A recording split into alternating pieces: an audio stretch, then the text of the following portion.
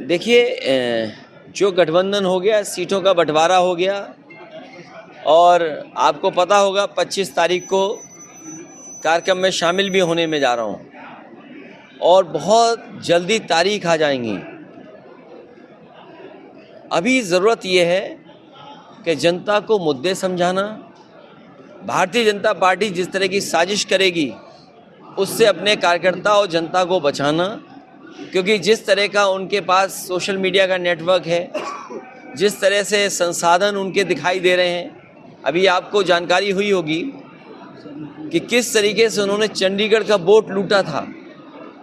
मान लीजिए ये तो बैलेट से वोट पड़े थे, इसलिए लोगों को पता लग गया कि बैलेट में हेरा फेरी हुई है। मान लीजिए मशीन से वोट पड़ा होता तो मशीन को कहाँ से खोलते हम, कहाँ से कोई देख पाता। तो ये तो बैलेट की वजह से इनकी चोरी पकड़ी गई, वोट की लूट पकड़ी गई। भारतीय जनता पार्टी एक गिरोह की तरह काम कर रही है, राजनीतिक दल नहीं है। भारतीय जनता पार्टी एक गिरोह की तरह काम कर रही है, ये कोई राजनीतिक दल नहीं है। सोचिए सुप्रीम कोर्ट ने क्या कहा कि ये तो लोकतंत्र खत्म कर देंगे। सुप्रीम कोर्ट ने बाद में क्या फैसला लिया कि जिसको बैलेट से हराया था उसको जिताया सुप्रीम कोर्ट ने। एक आस और उम्मीद जगी है कि जनता जागरूक हो जाए।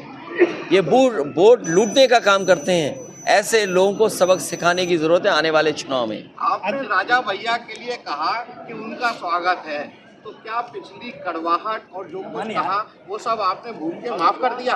देखिए, सबसे बड़ी बात यह है कि जितने भी दल भारतीय जनता पार्टी को समर्थन दे रहे हैं उनके माननीय सदस्य सब मंत्री बनना चाहते हैं। कोई दल ऐसा नहीं है भारतीय जनता पार्टी को जो समर्थन दे रहा हो जो मंत्री न बनना चाहता हो या विभाग न बदलना चाहता हो। अभी सबसे ज़्यादा संकट तो बीजेपी पे है, क्योंकि बीजेपी सबको बुला रही है और कह रही है आपको मंत्री बना देंगे और शपथ किसी को दिला नहीं रहे। तो विधायक तो निराश होंगे ही, दुखी होंगे। और जो विधायक या जो दल का नेता किसी और दल को समर्थन करना चाहेगा तो उसको जरूर साथ लाने का काम समाजवादी लोग करेंगे। कि उनको धमकियां मिल रही है। किसको? आम आदमी पार्टी ने अभी पीसी की है, उनको धमकियां मिल रही है कि अगर गठबंधन से कोई समझौता किया तो ईडी और सीबीआई तैयार है। अरविंद केजरीवाल को गिरफ्तार करेगी। अरे ये कोई नई बात है? आप बताओ, आप तो पत्रकार साथी हो, आप अगर सरकार के खिलाफ कोई खबर चला देते हो तो आप पे एफआईआर दर्ज हो जाती कि नहीं हो जाती? तो ये कोई बात समझाने की और जानने की है। आप सब बात जानते हो, अगर आप भी कोई सही सच्ची खबर चला दें तो आप पे भी एफआईआर हो जाएगी कि नहीं हो जाएगी? आपको धमकी वाला फोन आएगा कि नहीं आएगा? एसओ साहब का फोन आएगा कि नहीं आएगा? तो जैसे पुलिस है यहाँ वैसे ही विभाग ईडी है। को लोग छोड़कर जा रहे हैं। प्रधानमंत्री जी ने आरोप लगाए हैं कि गठबंधन जो है वो जातिवादी और परिवारवादी गठबंधन है, इनसे बच के रहा जाए। देखिए, कोरोना के समय पे हम लोगों ने एक वो प्रचार सुना था, 2 गज दूरी, और अभी आपने देखा होगा कितने कदम की दूरी थी। ये तो दूरी पहले ही बनाए हुए हैं सरकार से। और फिर ये जो मिल्क प्लांट है उसी का उद्घाटन हुआ है ना। अमूल का प्लांट सुनने में आया कि उद्घाटन होने जा रहा है। ये अमूल के प्लांटों को लाने का काम समाजवादी सरकार में हुआ था। मुझे याद है सबसे पहले भोगनीपुर, उसके बाद लखनऊ में, और तीसरे का एमओयू हुआ था वाराणसी में। सरकार को बताना चाहिए कि इसके अलावा क्या इन्वेस्टमेंट आया है अमूल का। और इसके साथ साथ समाजवादी सरकार में जो किसानों को उनके दूध की सही कीमत मिल सके, इसके लिए पराग को 2000 करोड़ से ज़्यादा बजट दिया गया था। और इसी फिरोजाबाद में लगभग 100 करोड़ रुपए पराग को दिए गए थे। मुझे सुनने में आया है कि जो मशीनें, जो इक्विपमेंट्स, जो प्लांट की ज़रूरत की चीज़ें उस समय आई थी 100 करोड़ की, वो सब धूल खा रही हैं, मशीनें ख़राब हो रही हैं, बर्बाद कर दिया। तो इन्हें सरकार को बताना चाहिए कि पराग में या अमूल में या और डेयरियां हैं उनमें क्या सुधार लाएं। हम तो अपने यहाँ का जानते हैं, यूपी का पहला काऊ मिल्क प्लांट, यूपी का पहला पराग का काऊ मिल्क प्लांट कन्नौज में, उमरदा में समाजवादियों ने लगाया था, और इसलिए लगाया था कि किसान अगर अपने गाय का दूध उस प्लांट को देगा तो भैंस के दूध से 4 रुपये ज़्यादा गाय के दूध का पैसा दिया जाएगा। उसका उद्घाटन प्रधानमंत्री जी ने और हेमा मालिनी जी ने किया था। वो प्लांट बंद हो गया। सोचिए, वर्ल्ड क्लास टेट्रा पैकिंग से लेकर के सब मिल्क के जो प्रोडक्ट बनने थे वो काऊ मिल्क के प्रोडक्ट बनने थे, उस प्लांट को इन्होंने बर्बाद कर दिया। तो आप कल्पना कर सकते हो कि उत्तर प्रदेश को आगे लेके जाएंगे। पीडीए को लोग छोड़कर जा रहे हैं। कौन छोड़ के जा रहा है पीडीए को? हो रहा है क्या? अरे हमें तो सुना है कि पत्रकार भी पीडीए की तारीफ कर रहे हैं। सर चंद्रशेखर को सीट मिलेगी। स्वामी प्रसाद मौर्य, हाँ, वो बात आनी है, अभी आखिरी में आनी प्रसाद है। मौर्य जी छोड़कर गए हैं, उन्होंने अपनी पार्टी बना दी है। मैं अपने अजीम भाई को और बहुजन समाज पार्टी के बड़े नेता टीटू और पूर्व में रहे इनके परिवार से प्रधान और इनके सहयोगी साथियों का सबका स्वागत करता हूं। और रुखसाना बेगम जो मेयर का चुनाव लड़ी थी, उस परिवार से भी मेरी भेंट हुई है। वो भी आज समाजवादी पार्टी में शामिल हो रहे हैं और मदद करने के लिए उन्होंने आह्वान किया है।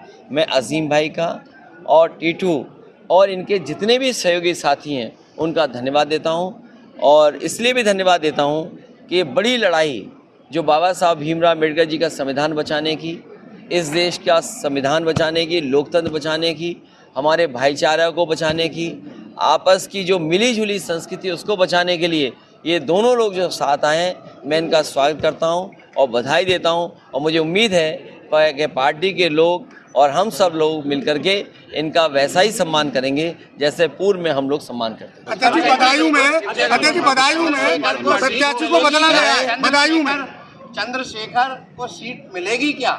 नहीं, आप किस चैनल के हैं वो बता दो मैं हमें। आज तक का हूँ। और तो आज तक को क्या चिंता है किसको सीट मिलेगी? मैं पूछ रहा हूँ आपसे, मेरा सवाल है।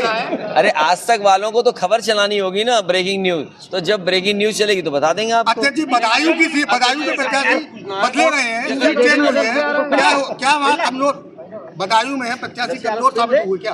कौन कमजोर हुआ? जो पहले जो जैसे शिवपाल जी का आप चेहरा नहीं, देखिए ऐसा है, ये पार्टी की रणनीति है। आपको सवाल ये पूछना चाहिए कि भारतीय जनता पार्टी 80 के 80 लोगों की सीट को बदलना चाहती है, जिसमें एक बदले जाएंगे, अपनी सीट बदलना चाहते हैं, और सबकी टिकट कटने जा रही है।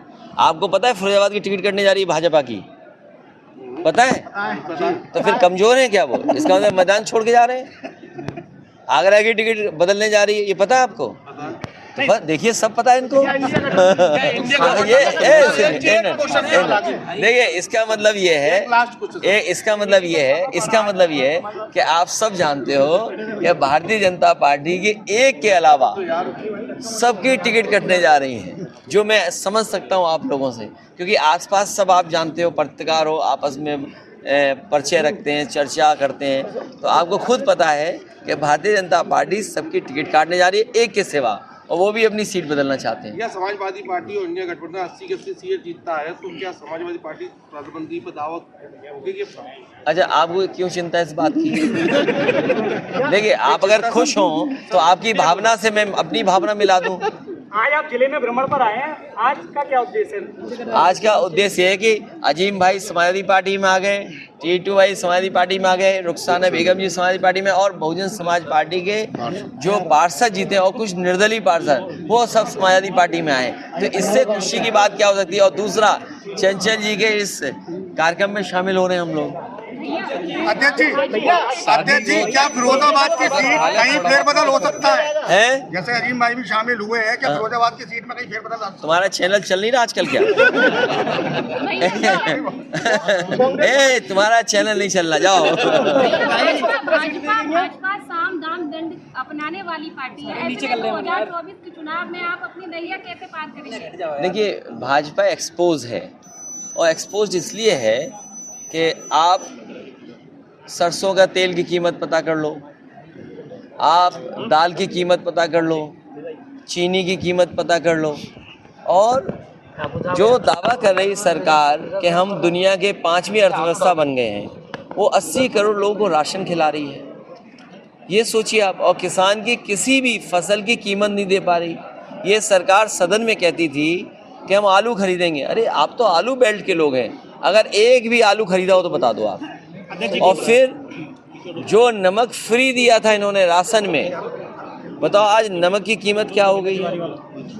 तो ये जो सवाल है उसका जवाब भारतीय जनता पार्टी पर नहीं है। और इतने नौजवान जो बेरोजगार घूम रहे हैं, जिनके पास नौकरी नहीं है, नौकरी तो है ही नहीं, रोजगार नहीं है और न कोई निवेश किया है बड़ा।